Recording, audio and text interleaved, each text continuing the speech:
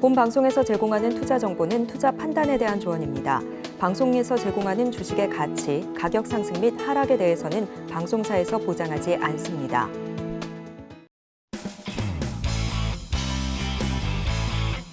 시청자 여러분 안녕하십니까. 깊이 있는 인사이트로 여러분들의 투자를 잘 이끌겠습니다. 저는 강관우입니다.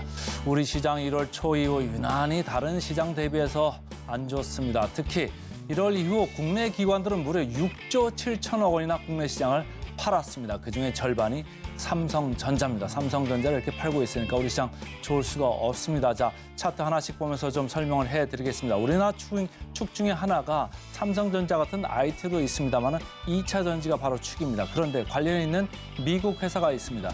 미국에서 M7이라고 합니다. Magnificent 7. 저는 훌륭한 주식이라고 이렇게 부르고 싶은데요. 그중에서 제일 밑에 테슬라죠. 파란 줄로 제가 표시했습니다만은 테슬라가 M7 대열에서 지금 이탈하는 모습이 나오고 있습니다. 그래서 미국에서는 지금 M7 중에서 테슬라를 대신할 다른 회사가 누구냐. 오히려 이쪽이 관심이 좀 많아지고 있습니다. 최근에 테슬라는 여러 가지 업황 관련돼서 수요도 부진하고 가격 경쟁도 있고 홍해 이슈 때문에 공급망 이슈까지 겹친 데다가 대주주 리스크까지 겹쳤습니다. 그런 것 때문에 주가가 많이 이렇게 내려와 있는데요. 그다음 주식입니다. 그다음 차트 보시면은 우리나라 2차 전지주가 테슬라의 주가 약세와 더불어 같이 이렇게 하락세를 겪고 있습니다. 최근에 나온 4분기 실적들 전체적으로 안 좋습니다. 그런데 이제 2월 7일 날 수요일이죠. 에코프로 그룹주의 실적이 다시 나옵니다. 또다시 2차 전지주의 분수령이 될 수 있다. 이 점 유의하시고요. 세 번째 차트입니다. 아무래도 우리나라는 2차 전지주와 바로 이런 IT, 삼성전자의 주가 향방이 우리나라 지수 향방을 좀 결정을 합니다. 그런데 엔비디아는 이렇게 치고 나가고 있고 TSMC, 대만이죠. 대만의 지정학적 리스크 있다고 하는데 이렇게 치고 나가고 있습니다. 그런데 우리나라 삼성전자는 유독 이렇게 약합니다. 아무래도 기관의 순매도세가 좀 잦아들어야 되겠습니다. 이번 주 한 주도 저희 증시8과 함께 하시면서 알찬 정보 인사이트 많이 챙겨가시길 바라겠습니다. 바로 외신 들어갑니다. 외신 브리핑 시작합니다. 지난주 금요일장 3대 지수는 혼조세로 마무리했습니다. S&P 500은 5거래일 연속 사상 최고치를 달성을 했지만 지난주 금요일장 하락세로 돌아서는 모습을 좀 보였고요. 특히 이날도 실적을 좀 주목하면서 움직이는 모습이었습니다.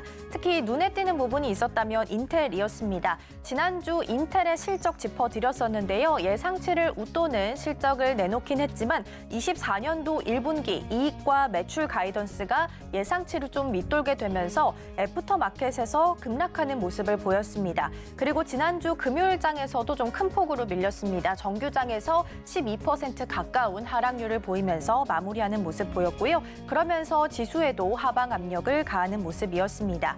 그리고 지난주 굵직한 경제 지표로 GDP와 PCE 지수가 발표될 것이다라고 말씀드렸었는데요. PCE 지표가 발표됐기 때문에 이 부분 짚고 가도록 하겠습니다. 일단 수치는 2.9%로 집계가 됐습니다.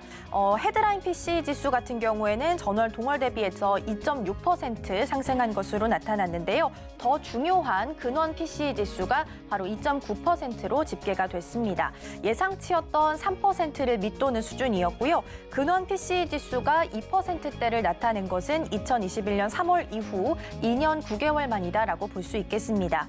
PCE 가격 지수는 미국에 있는 거주자들이 상품과 서비스를 구매할 때 지불하는 가격을 측정하는 지표인데요. 그래서 연준은 통화 정책을 결정할 때 CPI 지수보다도 PCE 지표에 더 집중하는 경향이 좀 있습니다.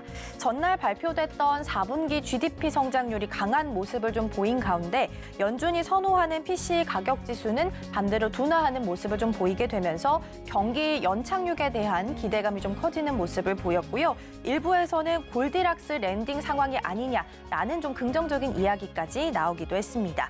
계속해서 유가 상황 함께 체크해 보도록 하겠습니다. WTI는 배럴당 78달러 선에서 마무리했습니다. 소폭 상승하는 모습이었는데요. 3거래일 만에 연속 오르면서 지난주 한 주 동안만 6.5% 정도 상승을 했습니다. 중국이 이란에 후티 반군을 자제시켜달라고 요청을 했는데요. 이 부분이 좀 가격 상승에 영향을 준 것으로 풀이가 되고요. 그리고 주말 사이에 있었던 중동 관련 이슈들 정리해서 하나씩 살펴보도록 하겠습니다. 시간 순서대로 살펴볼 거고요. 먼저 첫 번째 기사로는 CNN 기사 함께 보겠습니다.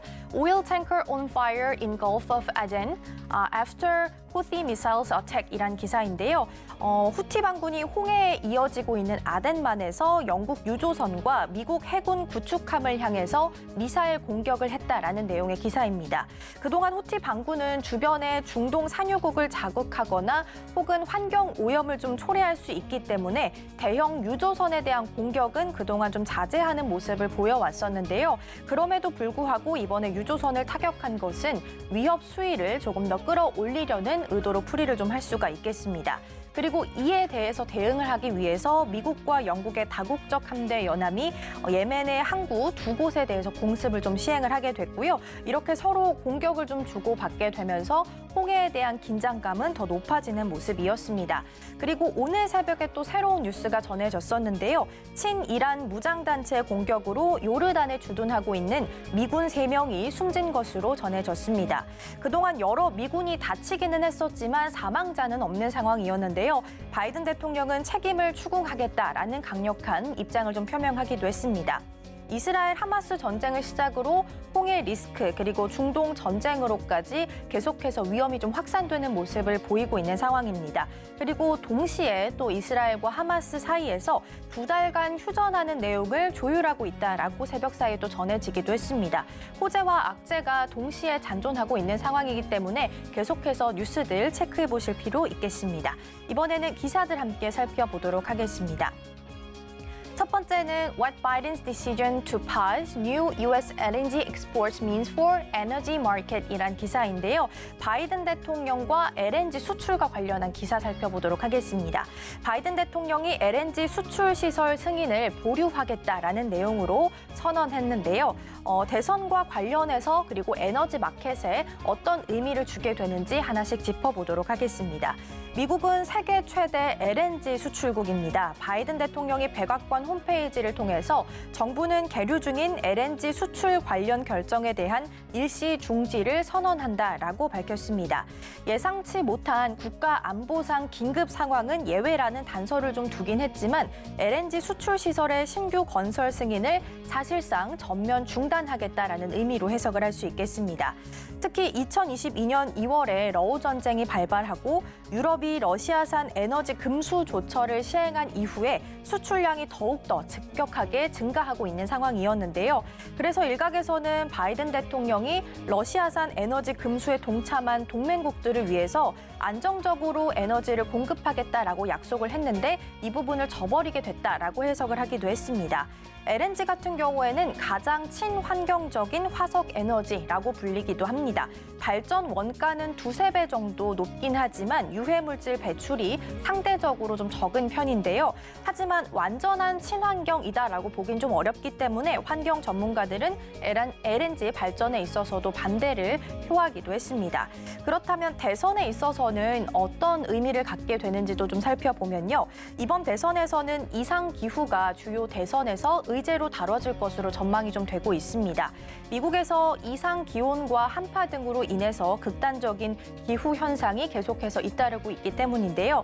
그래서 바이든 대통령이 표심을 얻기 위해서 이 같은 조치를 행한 것이 아니냐라는 해석이 좀 나오고 있습니다. 벌써부터 대선과 관련해서 정책들이 좀 하나둘씩 나오고 있는 상황인데요. 새로운 소식이 또 업데이트 되게 된다면 이 부분도 함께 체크를 해보도록 하겠습니다. 이번에도 두 번째 헤드라인 기사 살펴보도록 하겠습니다. US to reportedly announce billions of dollars in subsidy for advanced chip이란 기사고요. 바이든 대통령이 또 하나의 발표를 했기 때문에 한 가지 더 짚어보겠습니다.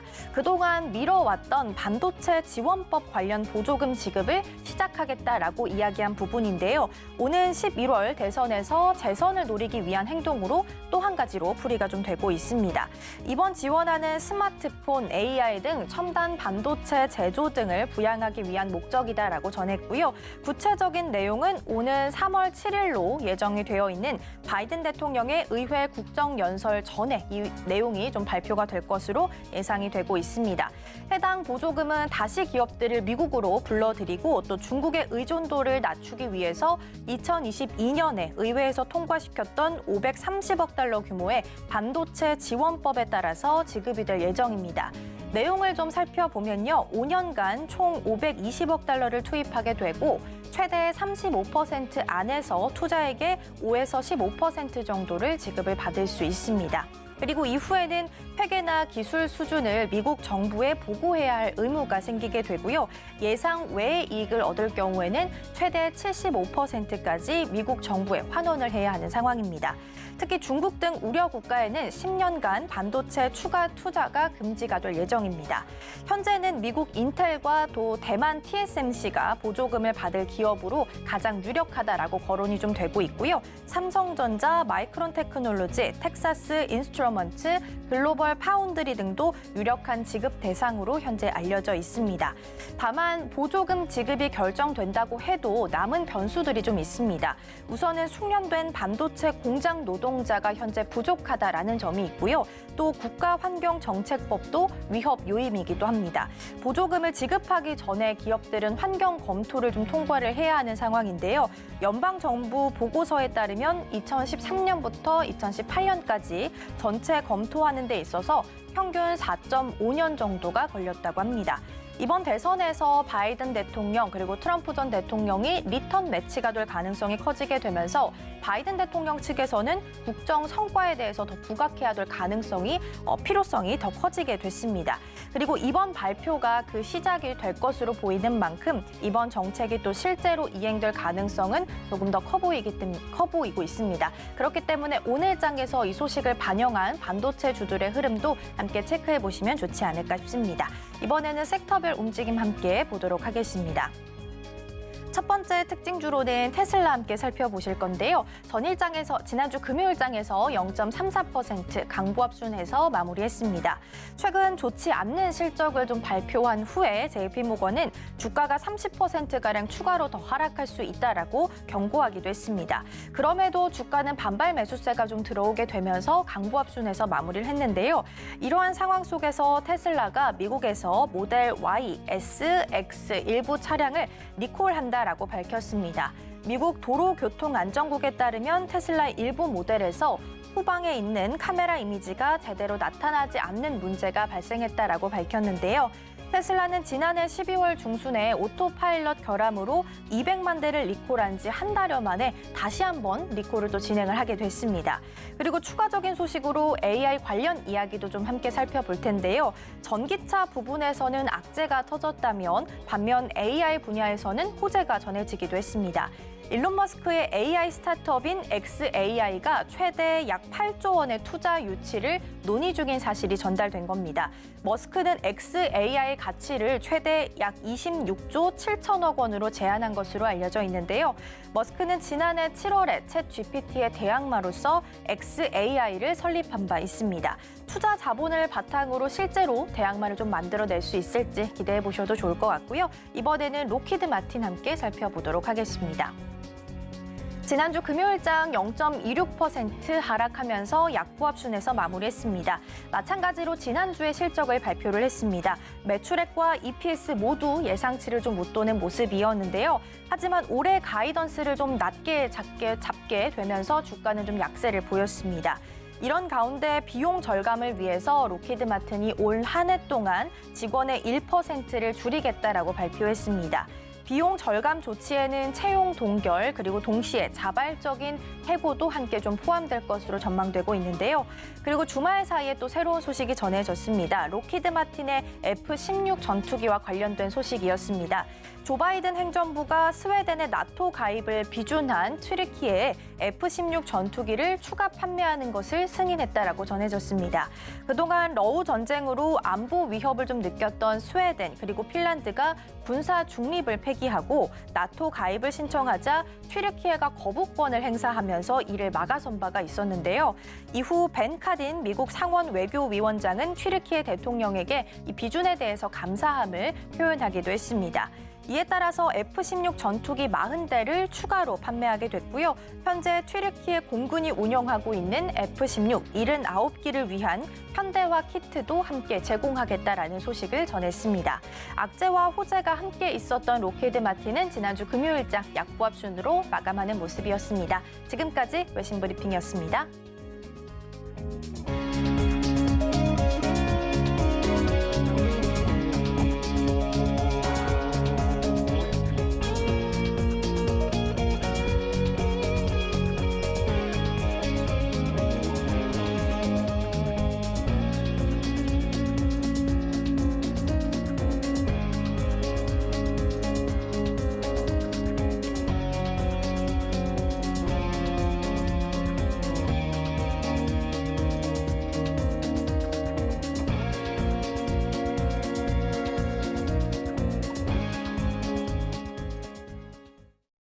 네, 서울경제TV 증시8 주간브리핑 시간입니다. 서울경제신문에서 발행한 이슈 전해드리는데요. 첫 번째 소식부터 하나하나 짚어보겠습니다. 화면 살펴보시죠. 무탄소 추진선 시장 개척, 김동관의 퍼스트 무버 승부수 첫 번째 소식 전달드립니다. 최근 국내 조선사들의 최대 화두는 메탄올 추진선과 같은 친환경 선박 수주 확대입니다. 전 세계적으로 해양 온실가스 규제가 대폭 강화되면서 기존 화석 연료 추진 선박들은 사실상 생존이 힘들어지고 있기 때문인데요. 우선 국제해사기구는 2050년까지 선박들의 온실가스 순 배출량을 제로로 만드는 넷제로 계획을 지난해 발표했습니다. 유럽연합도 올해부터 해운업을 배출 거래제 대상에 포함하기로 결정한 바 있고요. 한화오션이 무탄소 추진 가스선 중심의 해운사를 새로 만드는 것도 해양 탄소 규제가 강화되는 것과 궤를 같이 합니다. 지금 미리 체질을 전환하지 않으면 향후 경쟁이 어렵다라는 위기의식 때문입니다. 문제는 친환경 선박을 제대로 운영해본 해운사가 거의 없다라는 점인데요. 실제 미래 선박으로 꼽히는 100% 암모니아 가스 운반선의 경우 아직까지는 아이디어 수준에 가깝다라는 게 조선업계의 평가입니다. 가격도 문제고요. 암모니아 선박의 경우 상용화가 되더라도 액화 천연가스 선박보다 운송 비용이 약 10배 이상 더 비쌀 것으로 전문가들은 내다보고 있습니다. 연료 자체의 독성과 불안정성까지 감안하면 해운업계의 큰 손들 입장에서는 친환경 선박이 눈앞에 나온다고 해도 당장 발주를 주저할 수밖에 없다라고 하는 구조고요. 한화 입장에서는 일종의 배팅입니다. 퍼스트 무버 전략으로 아직 열리지 않은 시장에 먼저 들어가 선점하겠다라는 얘기인데 한화는 이에 따라 100% 암모니아로만 움직이는 가스선을 만들고 선대를 꾸려 전 세계에 암모니아나 메탄올을 수송할 계획이다라고 전했습니다. 당장 무탄소 추진선 전 단계인 친환경 선박 발주가 빠르게 늘어나고 있고요. 클락슨 리서치에 따르면 지난해 9월까지 국내 조선소에서 발주된 800척 선박 중에서 LNG, 메탄올 선박 등 친환경 선박은 566척으로 71%나 차지했습니다. 2022년 친환경 연료 추진 선박 발주량은 2020년 대비 228%, 2021년 대비 40% 증가하며 성장세도 매우 가파른 상황이고요. 특히 올해는 암모니아 해상 운송 시대가 본격적으로 시작됐다라는 평가입니다. 특히 업계에 따르면 20개 이상 선사들이 글로벌 조선소와 VLAC 발주를 협의하고 있는 것으로 알려졌는데요. 이에 가스선 선가도 오르고 있습니다. 조선 업계의 한 관계자는 미래의 청정 에너지인 수소 운송을 위해서는 암모니아 운반선이 꼭 필요하다라고 전달했습니다. 수소를 해상으로 운송하는 과정에서도 무탄소 선박으로 해내겠다라는 것이 국내 조선사들의 의지다라고 설명하고 있습니다. 지금 화면을 통해서 크게 살펴보겠습니다. 메탄올 연료 신조선 발주량 추이를 살펴보시면 2020년 지금 한 척에 이르렀다가 2023년 기준은 10척까지 올라왔고요. 선박용 친환경 연료 현황 한번 살펴보겠습니다. 바이오 LNG와 그린 메탄올, 그린 암모니아 이렇게 나뉘어져 있는데요.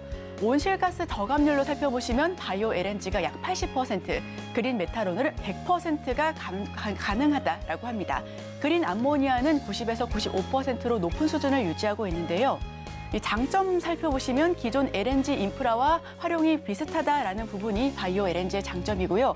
그린 메탄올은 기존 선박 개조가 가능하다, 그리고 독성이 낮다라는 점입니다.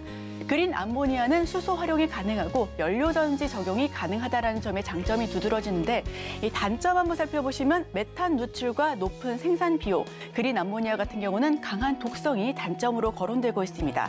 여기서 업계의 대응은 바이오 LNG의 경우 유럽계 선사 혼합 사용하고 있고요. 그린 메탄올은 대형 컨테이너선 발주를 시작하고 있습니다. 여기서 그린 암모니아는 실증 프로젝트를 진행하고 있다는 부분에서 업계의 대응까지 함께 지켜봤습니다. 2050년 온실가스 배출량 규제에 암모니아 등 체질 전환해야 생성이 가능하다는 부분이고요. 자체 해운사의 친환경 배 선 도입 역시도 거론이 되고 있습니다.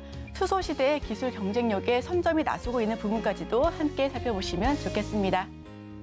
다음 소식입니다. HD 현대, 머스크와 그린 오션 파트너십. 네, 두 번째 소식은 HD 현대 소식 전달드립니다.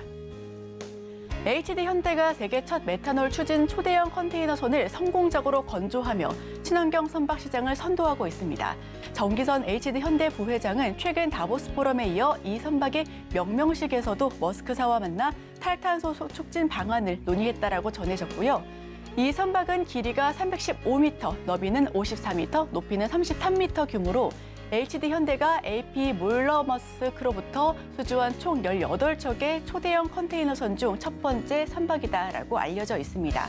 초대형 컨테이너선으로서는 최초로 선실을 선박의 뱃머리 선수에 배치해 화물 적재 효율성과 운항 가시성을 동시에 높였다라는 부분에 장점이 두드러지고요. 이날 명명식에서는 정기선 HD 현대 부회장과 이상균 HD 현대 중공업 사장, 로버트 머스크, 우글라 머스크 등 의장 100명의 관계자가 참석했습니다. 행사가 끝난 이후 정 부회장은 우글라 의장과 함께 선실과 엔진룸 등을 둘러보면서 아내 머스크호의 안전한 항해를 기원했다라고 전해져 있는데요.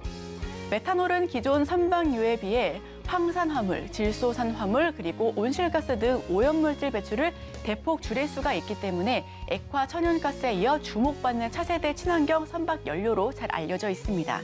머스크는 2040년까지 탄소 중립을 실현하겠다라는 목표를 세우고 첫 단계로 메탄올 추진선을 도입하겠다라고 전했는데요. 이날 명명식에서 이 사장은 HD 현대와 머스크는 약 40년을 걸친 파스트너십을 바탕으로 지구의 그린오션 시대를 앞당기고 있다라며 초격차 친환경 기술로 미래 선박 시장의 혁신을 주도해 나가겠다라고 전했습니다. 지금 크게 보이신 이 화면이 세계 최초 메탄올 추진 초대형 컨테이너선 아내 머스크호인데요. HD 현대에서 사진을 제공했습니다. 세계 최초로 초대형 메탄올 추진선으로 잘 알려져 있고요. 아내 머스크호 명명식을 울산에서 개최했습니다. 정기선 회장은 우글라 의장과 함께 협력을 더욱더 논의해 나가겠다라고 전달한 바 있습니다. 다음 소식입니다. AI 앱으로 혈당 관리, 글로벌 시장 정조준. 네, 이번에는 AI 소식 전달드립니다. 28일 정보기술 업계에 따르면 카카오 헬스케어는 다음 달 1일 파스타를 국내 출시한다라고 전했습니다. 여기서 파스타가 먹는 파스타가 아니라는 점에서 조금 더 주목하실 필요가 있고요. 연속 혈당 측정기 즉 CGM 기반으로 AI가 혈당에 영향을 미치는 식사, 운동, 스트레스 등 주요 변수를 분석하고 적합한 생활 습관을 안내합니다. 이용자는 CGM을 비롯해 이것을 착용하고 식사, 운동, 복양 등 데이터를 기록하면서 실시간으로 혈당의 변화를 확인할 수가 있고요. 카카오 헬스케어 AI 당뇨병 관리 솔루션의 개요를 살펴보시겠습니다. 우선 서비스명은 파스타입니다. 출시는 국내에서는 2월 1일에 할 예정이고요. 2024년 연내 그 뒤를 이어 일본에서도 출시할 것으로 보여집니다. 2025년에는 북미와 중동 등으로 확대해 나갈 것이다라고 전달한 바 있는데요. 서비스명 우선 하나하나 짚어보겠습니다. 혈당 데이터와 식사, 운동, 복약 등 사용자 입력한 기록 한눈에 볼 수 있다라고 제공되어 있고요. 센서 착용 기간에 혈당 지표를 확인할 수 있습니다. 또한 피드와 매거진 등을 통해 유용한 혈당 정보를 제공받고 실시간으로 혈당 정보를 공유할 수 있으며 웹에서도 혈당 정보를 제공받을 수 있다라고 전해졌습니다. 어플리케이션을 통해 수집된 혈당 정보를 웹에서 볼 수 있는 파스타 커넥트 기능도 추가할 예정입니다. 당뇨 환자의 앱 데이터를 병원 시스템과 연동해 환자의 연속적인 치료를 지원한다라는 구성에서 있고요. 지난해 파스타는 당뇨병 관리 솔루션 최초로 식품의약품안전처에서 소프트웨어 의료기기 인증을 받기도 했습니다. 카카오 헬스케어 대표는 이달 초 미국 샌프란시스코에서 열린 JP모건 헬스케어 컨퍼런스에서 2030년에는 전 세계 당뇨병 인구가 6억 4,200만 명에 이르고 그중 약 40%는 만성적 합병증으로 고통받으면서 경제적 부담이 2조 3천억 달러에 달할 것이다라고 전달한 바 있는데요. 당뇨병 환자는 파스타를 통해 파악한 실시간 연속 혈당 데이터와 본인의 생활 습관 데이터를 바탕으로 스스로 당뇨를 관리하고 여러 심각한 합병증 발생을 줄일 수 있다라고 강조했습니다. 카카오 헬스케어는 해외 시장에서 정신건강 관련 사업도 전개할 예정이고요. 지난해 시그니처 헬스케어와 업무 협약을 맺고 미국에서 정신질환자 원격 모니터링을 사업 추진하고 있다라고 전해져 있습니다. 카카오 헬스케어 내달 파스타를 출시합니다. 국내에서 선보인 뒤 연내 일본 시장에서도 진출을 할 것으로 보여지고요. 정신건강 관련 사업도 전개할 예정입니다. 흉부 판독기 사업화에도 나섰고 해외 업체와 협력 관계 역시 구축을 팔걷고 나서겠다라고 전했습니다. 자, 제가 준비한 소식은 여기까지입니다. 저희는 계속해서 오늘의 일면을 통해 전문가와 수혜주까지 알아보도록 하겠습니다. 저희와 끝까지 함께 하시죠.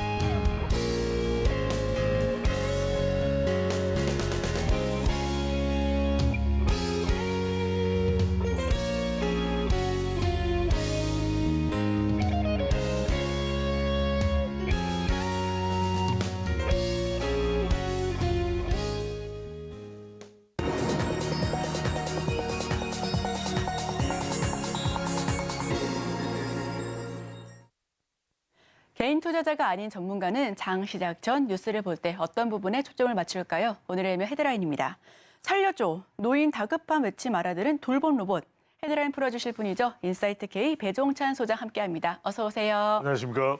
지난 20일 돌봄 로봇이 협심증으로 쓰러진 70대 입주민의 신고에 소중한 목숨을 구했다라고 전해졌었는데요. 이와 관련된 헤드라인 풀어주시죠. 그렇습니다. 우리가 고령사의 이야기를 많이 합니다. 네. 일본보다도 더 빠른 속도로 고령사회, 만 65세 이상의 인구가 많아지고 있는데 그러다 보니까 우리가 뭐 저출생이 문제다. 저출산이 앞으로 대한민국 성장의 발목을 잡는다지만 더 중요한 건 고령사회로 가는 건 또 막을 수가 없습니다. 네. 어차피 출산은 또 출산인 것이고 그렇다면 이런 고령사회에 더 필요해진 것이 바로 로봇이다.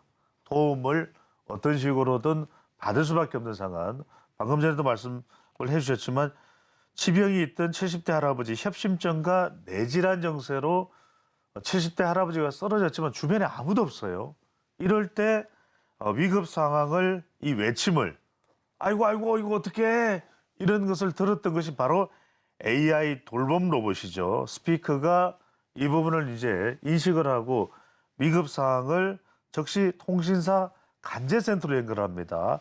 자, 우리 그림으로 같이 볼까요? 이 내용을 보면 자, 할아버지가 됐든 할머니가 됐든 또 그는 나이와 상관없이 지금 병을 앓고 있는 분들은 거동이 힘들거든요. 네, 그럼요. 또 1인 독거를 하고 있는 경우에는 그러다 보니까 이렇게 막 넘어지는 경우도 있었습니다. 그러면 아이고 살려줘 큰일 났어. 그러면 이걸 인식한 스피커가 AI 돌봄 로봇이죠.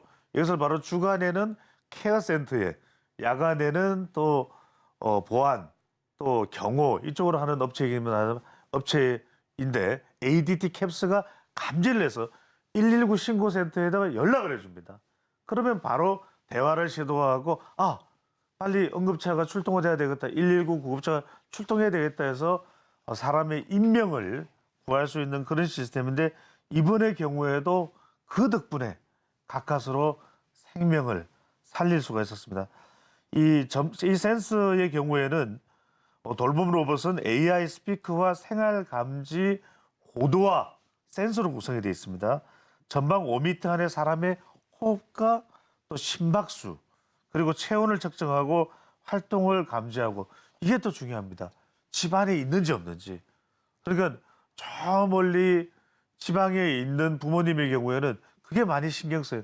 오늘 식사나 하셨는지, 과연 집에 잘 계시는지 이것들조차 감지할 수 있는 것이 바로 돌봄 로봇, 고령화 시대에 더 필요한 친구가 되고 있습니다. 네, 돌봄 로봇이 AI 스피커로 생활을 감지할 수 있고 또 고도화 센서로 구성됐다라고 전해졌고요. 전방에 5m 안에 있는 사람의 호흡 등을 측정해서 제실 여부, 즉 안에 있는지 여부를 확인한다라고 합니다. 자, 그렇다면 여기서 투자 키워드는 어떻게 잡아볼까요? 자, 우리가 뭐 여러 가지 아직까지 1월인데도 증시 불확실성도 완전 해소되지는 네. 않았습니다. 그런데도 이 험난한 불확실한 증시에서도 버틸 수밖에 없는 것은 로봇이다. 왜? 미래 사회가 되면 더 로봇은 우리에게 필요한 존재가 됩니다. 돌봄 로봇도 있고 AI 로봇도 있고 챗GPT도 있죠. 또 산업에서 더 이제 정교하게 활동하는 로봇도 있고 협동 로봇, 요리를 해주는 로봇도 있습니다. 앞으로 커피를 타주는 로봇도 있어요. 그러니까 곳곳에서 로봇의 이 활용 범위는 더 넓어지고 있다. 이 코스피가 조정 구간에 들어왔음에도 불구하고 시가총액이 가벼운 중소형 로봇주는 상승세를 보인다든지 CES 2024 이 전자쇼 이후에 대기업들이 앞다투어서 로봇이라는 키워드로 산업을 더 투자를 더 늘려나가는 그런 모습들을 볼 수가 있습니다. 중소형 로봇주로는 에브리봇, T-로보틱스, 로보로보, 로보스타, 뉴로메카 주문 가만 보십시오.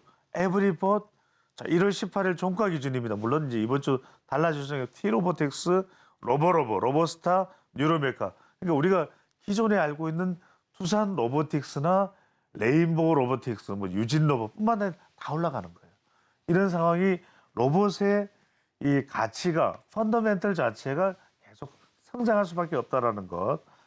로봇주가 상승의 가속 페달을 밟고 있다라는 말씀을 드리고 이건 물론 두산 로보틱스, 레인보우 로보틱스 다 연계가 된 겁니다. 그러니까 대기업과 관련성이 높은 로봇 산업은 계속 지속적으로 발전할 수밖에 없다.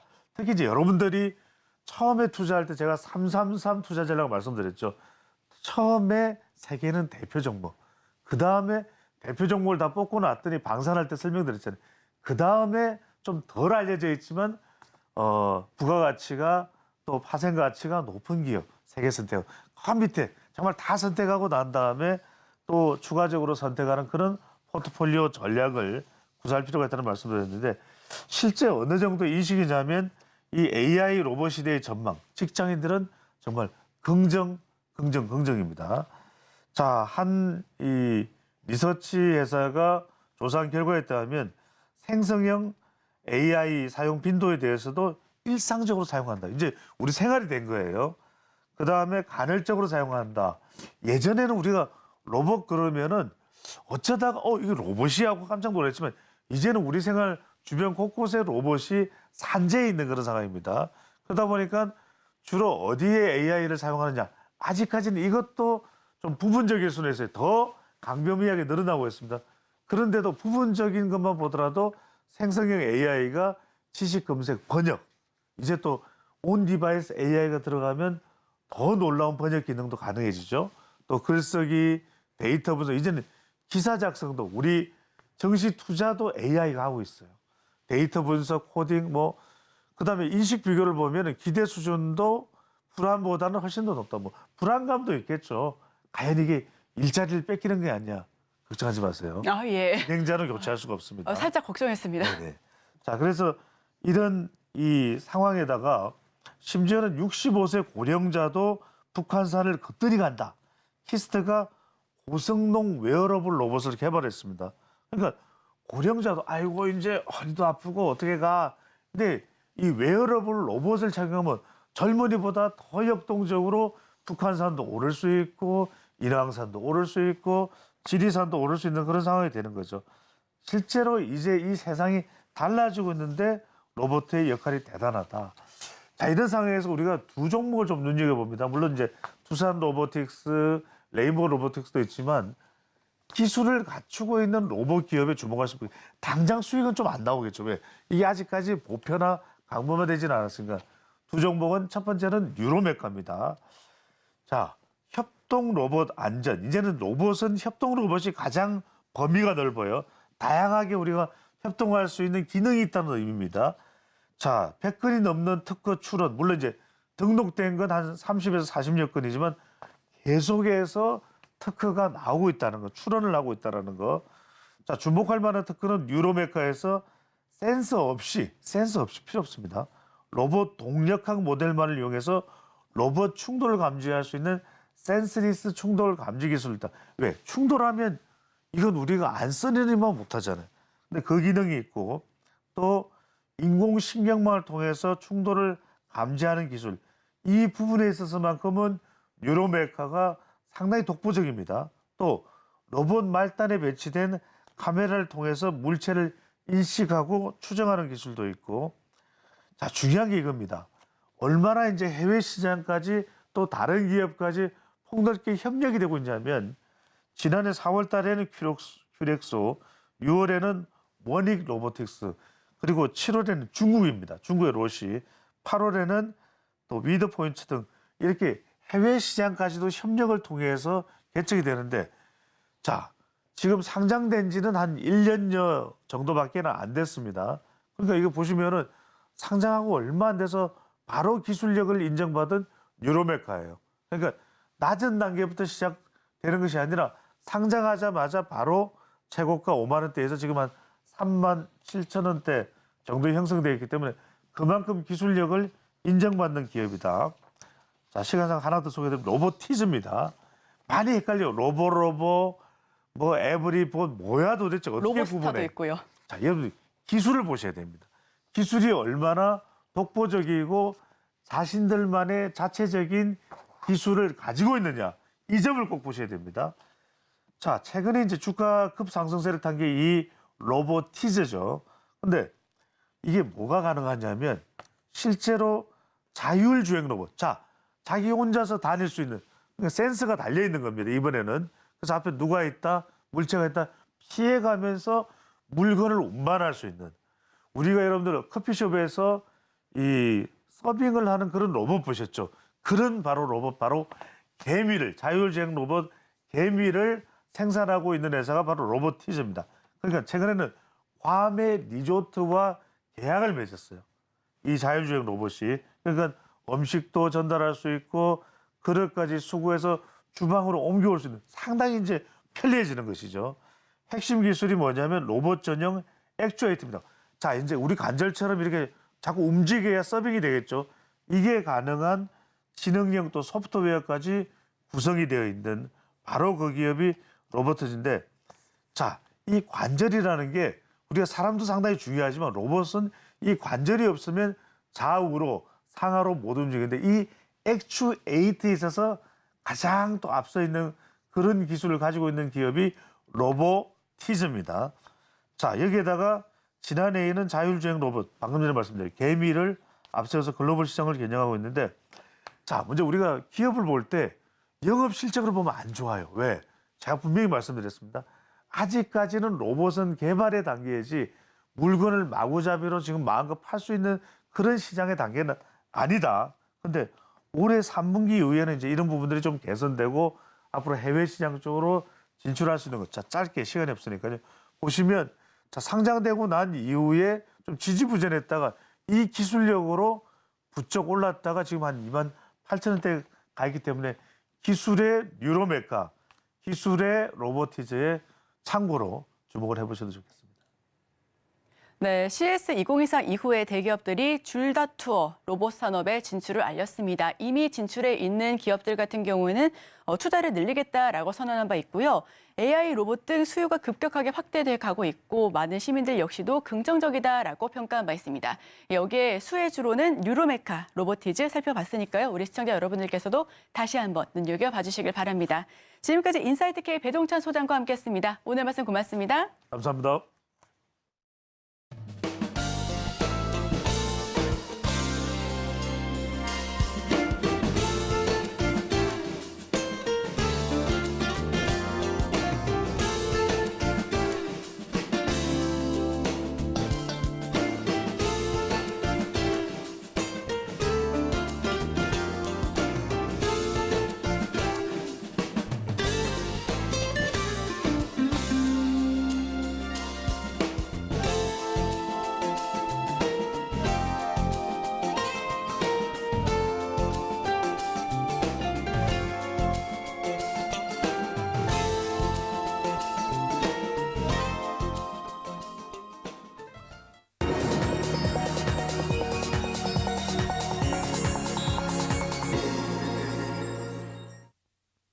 월요일 아침 8시 반입니다. 매일 아침 8시 반 저희 서울경제TV에서 센티멘털 대 펀더멘털 매일같이 두 종목 말씀드리고 있습니다. 이번 주도 힘차게 출발해 보겠습니다. 이번 주는 센티멘털로 두산 에너빌리티 그리고 펀더멘털로 HD 현대건설기계 이렇게 두 종목 가지고 시작을 해 보겠습니다. 자, 센티멘털 보겠습니다. 두산 에너빌리티 빨간 줄로 된 건 한전기술이고 KPS 두산 에너빌리티인데 약간 이렇게 올라왔어요. 그래서 원전주가 그동안은 이렇게 재미가 없었거든. 내려와서 옆으로 이제 그 횡보 국면을 보이고 있었다가 어느 순간에 조금씩 올라오려고 바닥을 잡으려나 이런 느낌이 제 레이더에 걸려서 이렇게 가져왔습니다. 아무래도 트럼프 랠리를 지난번에 몇 번 이렇게 말씀드린 적이 있는데 IT 쪽이 강했었죠. 그리고 뭐 풍력이나 태양광 이쪽을 좀 약하게 보고 뭐 트럼프 랠리가 끌어가는 특징 중에 하나가 될 수 있습니다만은 원전 쪽도 그런 게 아닌가 이런 생각이 좀 들 정도로 주가가 약간 움직이려고 기지개를 켜는 그런 느낌이 나왔습니다. 메리츠 증권에서 조금 리포트는 오래됐는데요. 제가 보니까 국내에서도 이제 신규 원전 4에서 6기 정도 추가로 건설한다. 신한울 뭐 그쪽에도 얘기가 있잖아요. 그리고 해외 쪽에 있어서는 체코, 또 폴란드, 튀르키예 이쪽이 계속적으로 얘기가 있고 진행되고 있습니다. 특히 이제 체코는 금년 3월 달에 우선 협상자 내정 선정 가능성이 좀 있다 이렇게 이제 읽으시면 되고 튀르키예도 24년도에 이제 선정을 기대를 하고 있습니다. 그리고 전체적으로 폴란드도 3조 원 정도의 규모인데 이것도 24년 정도에 뭔가 좀 윤곽이 나올 거다. 그렇다고 보면 선정이 되면은 뭐 한수원이나 웨스팅하우스나 이쪽에서 이제 같이 수주를 따내고 그게 1년 정도 뒤에는 이제 두산 에너빌리티에 이제 북에 들어오는 거죠. 수주를 했습니다. 이렇게 공시를 할 수 있는 건데 어쨌든 계속 기다리고 있는 대형 수주권들이 이렇게 놓여 있다. 이런 얘기를 해 드릴 수가 있고 그리고 플러스 해가지고 이 회사는 이제 원전 기반의 이제 시공 이런 것도 잘하고 있습니다만은 플러스 해가지고 SMR 소형 모듈 원전이죠. 이쪽을 계속적으로 하고 있는데 미국 쪽에서 이제 초도 프로젝트가 금년 중으로 뭔가 가시화될 수 있다 이런 기대가 좀 있습니다. 그래서 NH투자증권에서는 새로운 성장 동력은 협력이다. 누구랑 얘기를 하는 거냐면 미국 등을 포함한 동맹국과의 협력을 얘기하는 거예요. 그래서 미국이 SMR 프로젝트를 이제 활성화를 하려고 하는데 미국 자체적으로는 제조 원가 거기에서는 경쟁력이 좀 떨어집니다. 중국이나 러시아 이쪽보다 좀 떨어지니까 한국같이 제조 원가 경쟁력이 있는 두산 에너빌리티가 참여를 하면은 뭔가 조금 그 이슈가 될 수 있다 이런 생각을 하는 거기 때문에 두산 에너빌리티가 이런 SMR 프로젝트의 초도에서 이제 들어갈 수 있다. 시장이 열리는 국면이기 때문에 한번 들어가면은 그게 레퍼런스가 돼가지고 이 나라 저 나라까지 쭉 이렇게 퍼질 수 있잖아요. 그 상당히 상징적인 그런 프로젝트인데 어쨌든 이 SMR 프로젝트가 이제 곧 시작을 할 것 같습니다. 그래서 NH투자증권에서는 유틸리티 업종 내 최선호주를 계속적으로 유지를 하고 있습니다. 그런데 주가는 계속 안 좋았죠. 그래서 제가 볼 때 지난 이틀 동안 목요일, 금요일 동안 바닥을 짚고 올라오는데 여기 거래량을 보시면은 좀 거래가 좀 붙는 이런 느낌입니다. 그래서 누가 사나 이렇게 봤더니 외국인들이 좀 사고 있다 이런 얘기예요. 거의 이제 바닥권에 왔다 이런 느낌으로 지금 외국인들이 좀 사는 건데 그러면 이게 진성으로 사는 거냐 아니면 그 공매를 환수하는 거냐 이렇게 봤을 때 공매도가 좀 섞여 있을 가능성이 커요. 공매도를 많이 쳐놨는데 아직도 1.1%니까 높은 수준이잖아요. 근데 공매도 잔고가 이렇게 내림세다 이런 얘기는 뭐냐면 환매수를 하고 있다. 거꾸로 시장에서 슬금슬금 사고 있다. 내려오면은 이익을 보는 게 공매도잖아요. 그러니까 많이 내려오니까 여기서 이제 이익을 취하는 거죠. 현실화를 하면서 주식을 갚아야 되니까 주식을 사야 됩니다. 그래서 1.1%면 아직도 시장 평균 0.2% 코스피 말이죠. 이거보다는 상당히 높은 편입니다. 그래서 지금 거의 뭐 6, 700만 주 이 정도도 아직도 공매도가 있기 때문에 조금 더 외국인들이 사는 게 보일 수 있다. 이렇게 개인적으로 생각을 해봤습니다. 자, PBR 밴드를 보니까 아직 밑에 있죠. 그래서 상당히 주가가 내려온 거는 맞다. 절대적으로 봤을 때 낮다는 얘기는 아니에요. 상대적으로 봤을 때, 역사적으로 봤을 때 좀 하단에 와 있다 이렇게 보시면 되고요. 절대적으로 봤을 때는 22.3배입니다. 그러니까 시장 평균보다 2배 이상 여전히 높아요. 그러니까 외국인들이 계속 공매도를 치는 이유가 이렇게 PER이 시장보다 많이 높기 때문에 물론 성장성을 얘기하면서 주가를 많이 끌어올릴 때가 많습니다만은 여전히 높은 상태이기 때문에 외국인들은 좀 올라가면 다시 공매를 칠 수가 있겠죠. 근데 지금은 6월 달까지는 공매도가 금지돼 있잖아요. 그러니까 당분간은 공매가 나올 일이 없다. 오히려 공매도를 환수하는 그 국면으로 들어갈 수 있다. 이렇게 보시면 되겠습니다.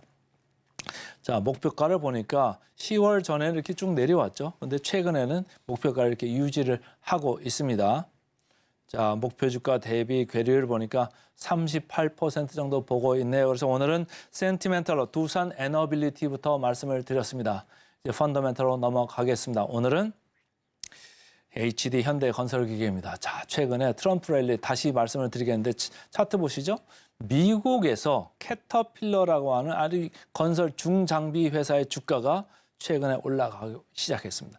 트럼프가 이제 대선 가도에 이제 들어서면서 트럼프가 초반에 보니까 이미 뭐 공화당 내에서 벌써 1등 후보로 거의 확정되는 분위기가 초반에 몇 번 만에 나왔잖아요. 그러고 보니까 전체적으로 아까 원전도 말씀드렸습니다만은 이쪽 건설 기계 쪽도 중후장대 이쪽도 조금 주가가 달리 가고 있습니다. 예전에 나왔던 이런 흐름하고 좀 다르죠. 그래서 이익이나 이런 쪽에서 아직 가시화되는 건 아닙니다만은 일단 주가는 먼저 좀 방향을 바꿨다 이렇게 보시면 되겠습니다. 거기에 따라 가지고 지금 파란 줄로 제가 표시를 했습니다만은 HD 현대건설기계도 지난 중반 이후에 갑자기 주가가 아주 크게 오르기 시작했습니다. 두산 바켓도 마찬가지네요. 자, 삼성증권. 그러나 여전히 펀더멘탈로는 실적이 좀 부족하다. 지금 이게 주가를 당기기에는 좀 부족하다. 이런 생각으로 최근에 리포트가 나왔더라고요. 그래서 어쨌든 4분기 영업이익이 시장 기대치를 좀 하회할 거다. 여기서는 34% 정도 하회할 거다. 그리고 중국에서도 업황이 지연되고 있다. 중국 경제 별로 안 좋잖아요. 그러니까 특히 부동산 쪽 안 좋고 건설 시황 안 좋기 때문에 이쪽 지연이 되고 있다. 그리고 업황이 이미 피크아웃을 3분기, 4분기 가면서 벌써 하고 있다. 이런 우려를 이제 얘기하면서 목표가를 좀 낮췄어요. 그러나 밸류에이션 격차는 여전히 매력적이다. 이런 얘기를 하는 거예요.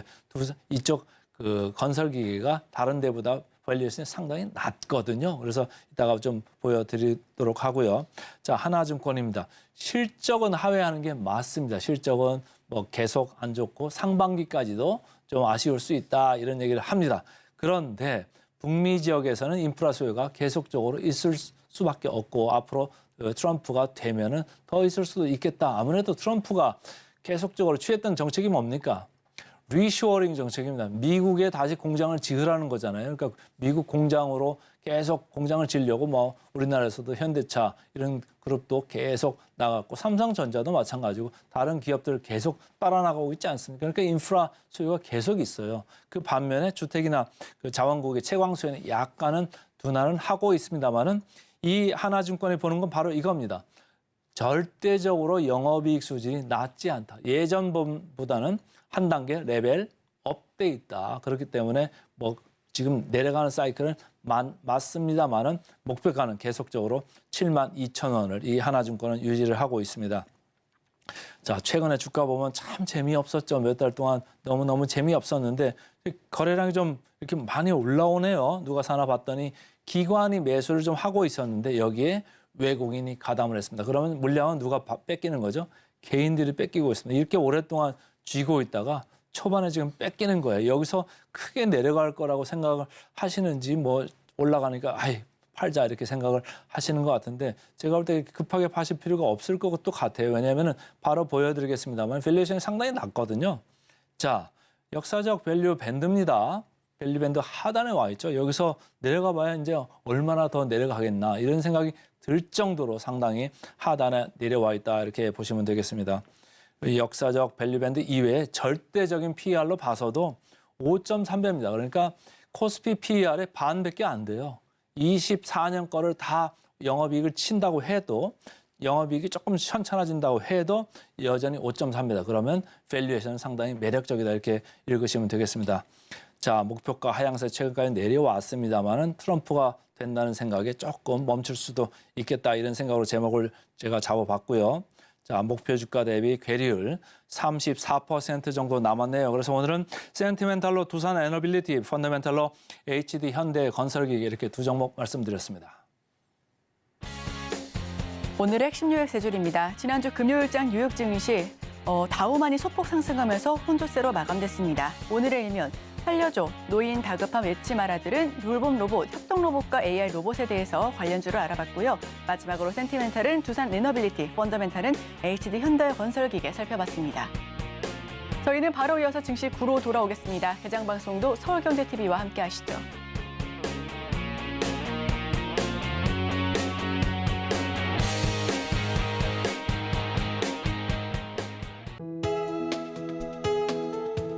본 방송에서 제공하는 투자 정보는 투자 판단에 대한 조언입니다. 방송에서 제공하는 주식의 가치, 가격 상승 및 하락에 대해서는 방송사에서 보장하지 않습니다.